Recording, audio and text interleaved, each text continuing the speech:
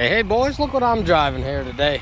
I had to do a video of this one for all my Ford fans. Guys, I really like this one. For some odd reason, it sits right with me. Would I trade my Mega Cab for this? Nope. But on a note, as far as liking a vehicle, I definitely like this vehicle. I wanted to, let me just continue walking around before I get sidetracked and all the shebang. You know, I got the Reiner liner. Yes, it's for sale. No, I haven't bought it. That was a Ford Super Duty, man. That's pretty cool.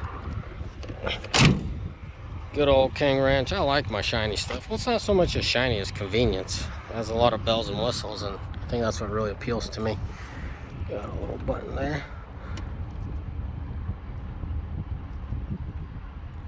I guess it just needs to time out. And here we are. Looks like someone's running more or less the stock tire size. They're just not running the stock tires. Good tire choice. As far as the vehicle goes, the ride's pretty smooth and quiet. It's 2500 King Ranch. That's a stupid thing. Let me show you under the hood and then get out of this wind. There's a few things I like about it. What stands out to me, someone took really good care of it. You know, they went out of their way to make sure this thing is protected. Where's the line? Oh, right here. You can see the line, how it has clear broad. Pretty clean under the hood. Yeah, it's a dealership vehicle, so they're going to clean it up pretty well. There's little telltale signs that this vehicle's has been taken good care of to begin with. You know, the owner took good care of it. When you're seeing tires like that, when you're seeing clear broad, some guys need these tires to go mudding and stuff, but from my experience, you could never wash out a rig if it's been mudding. It has been out mudding for a lot of time. So if you look in all those crevices, they don't look bad. It does not look like it's been mudding at all. So pampered truck is always a good truck to have. It gets good gas mileage. It gets really good gas mileage. I'm really surprised with it, really. Honestly. It is a 17, got the DEF. Has about 38,000. Oh, that's wonderful. Dishman's like, oh, why does our locks don't work? Boys, I promise it was like that. No, it wasn't. You saw me drop it, so if something wrong with it, let me know. I'll have to pay up. Oh, my boy Gallagher, guys. This is the guy you want to hit up. Oh, let me see if I can zoom it in. This is the boy you want to call and make arrangements with. He's solid. He does it right. Doesn't push you into any sales. As of now, this is the price of the vehicle. I guess that's your stock number if you want to inquire about it. But plenty of room, as I said. Like, there's those vehicles that have been cleaned up, and then there's vehicles that have been cleaned their whole life, and they just got a little bit of detail work done to them. So as you can tell, all those crevices, they're nice and clean. So whoever had this vehicle did a really good job keeping her clean, so you didn't have to do anything abnormal. What is that thing for? Push. Well, if I push, what are you gonna do? Cool. Probably has something to do with this locking system. Anyways, boys, here you are. Alright. Well, let me show you the inside. Man, I wish my camera could zoom out some more. So I got the panel roof, fancy little roof. I'm not one to really care about panel roofs, but it's nice, plenty of light.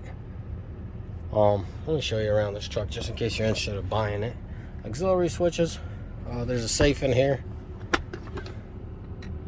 Good luck yanking that out of here if you decide to steal it.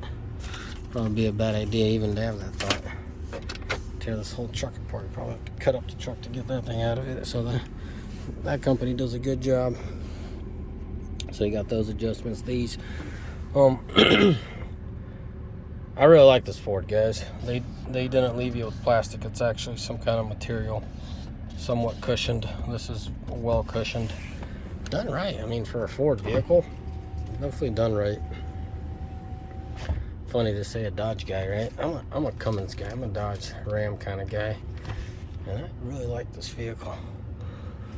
Something I've clarified for myself. My you know, my longtime viewers know that I got a 17 myself in the fleet, the Hall's trailers, and I was not too impressed with the exhaust brake. I don't know, this truck must have an upgraded or updated software or some sort of that, something of that nature, because I'm actually able to, as you could say, the exhaust brake is in manual mode. So in the Ram world, here, let me shut these bad boys. Too much light for me. So in the Ram world, when you have manual, that means once you let off the throttle, the thing is full on. It's just, oh, thank God. A little bit less light in here. That means the exhaust brake's engaged, but that's not the case with it.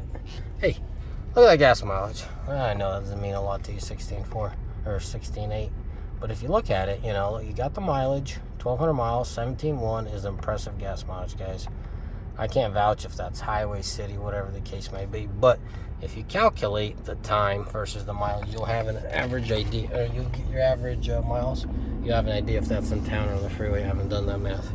But back to what I was saying. This truck, what was I saying? I was saying something about this truck. Oh, the exhaust brake. So in the Ram, once you let off the exhaust brake and it sort of engage, well, it full on engages really. This thing, to trigger it, you got to lightly tap your brakes. When you tap the brakes, well, not tap, lightly apply your brakes and hold it there. You'll feel the exhaust brake engage, and it does the trick. So the exhaust brake's a lot more present in this 17 than my 17 that's in the fleet. But whatever the case may be, I better look at the software updates or something of that nature. If you haven't seen my truck, look through my channel. You'll see a silver one. It's a long bed crew cab, and we use it for hot shotting, towing trailers with it. I think a key thing for this, me liking this vehicle, it's very cozy. I know these seats don't look very cozy to y'all, but there are some good, nice seats. Massage seats, always nice. A big thing for me is the seats, man. When I sit in that truck or vehicle and the way the seat feels, this steering wheel, man, I don't know what about it, but it just, it doesn't feel right. It's not developed right, but I'm missing that Ram feel, you know, like when you're driving in the Ram feels so much more proper. And I know this is just preference, there's no facts here, but to me, the steering wheel on the Ram feels more comfortable. But yet alone, you know, they have these designs on this one and everything. So I couldn't say where they'd need to improve, but I guess it's the angle, maybe? The angle of the steering wheel. I've put it down as far as I could. Maybe come out my way a little, probably. Something that stood out. You know, I'm just talking about things that as soon as I got in this truck, they stood out to me. Power. My goodness, I always said Ford could cook some tires, but man, this thing's really good scooting down the road. Well, let me tell you, put it to its test once or twice. I promise I wasn't going too fast, keeping it legal. But yeah, Ram and GM, good luck keeping up with the Ford when it comes to just a good old boys drag race. I know you don't buy a Ram. I know you don't buy a truck for that. But if you're the kind of guy that's whipping your pickup around town every day, it's nice to have a quick truck. You know, get out of people's way. Shoot, get out of its own way. But yeah, let me go down the list. What stood out to me? Exhaust brake, got that to activate decently. Gas mileage, pretty well. I showed you guys 17. Auxiliary switches are nice. Interior's cozy and nice. So yeah, I mean, there's good things about this Ford. Let's go back to the topic that a lot of you guys are like, what the hell is Paul smoking today? Sorry for that terminology, but literally, he said he likes this Ford, but he wouldn't switch it for his mega cab. So keep in mind, guys, if you're new to the channel, I tow a lot of trailers. Given the fact my experience with my 17, it doesn't come close. Well, the story with the 17 is a long story. It's whatever, we'll leave that story alone. But the way that 17 tows versus the rest of the 4th gen and 5th gens that I have, it just doesn't come close. On the exhaust brake and as far as low end power, it wants to bump the revs higher and then go. It's not end of the world, but he can't compare those two.